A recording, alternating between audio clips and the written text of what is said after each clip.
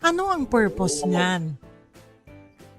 Anong purpose? Okay. Unang-una, sa babae, yung steroid na yan nako-convert into your estrogen. Para sexy ka. Para mukha kang babae. Sa lalaki naman, androgen at testosterone. Para naman mukha kaming lalaki. May bigote kami. O lumalaki ang aming katawan. Minsan nagkakaswap. May mga babae na nagkakaroon ng testosterone na sobra-sobra, nagkakabigote. May mga lalaki naman na sobra-sobra ang estrogen, ay naku, napakaganda at kinis ng kutis nila. Ang boses din, nag-iiba, lumiliit. What I'm trying to say here is, natural na may steroids tayo. Maraming function yan.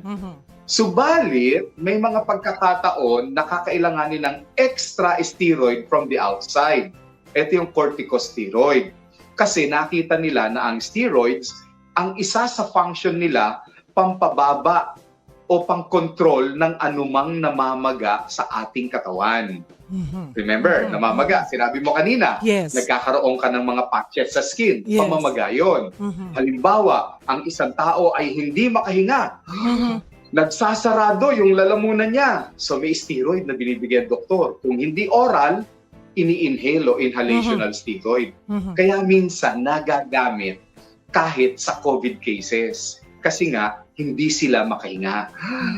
Yan ang steroids. May good effect, mayroon din siyang bad effect in the long run kung matagalan.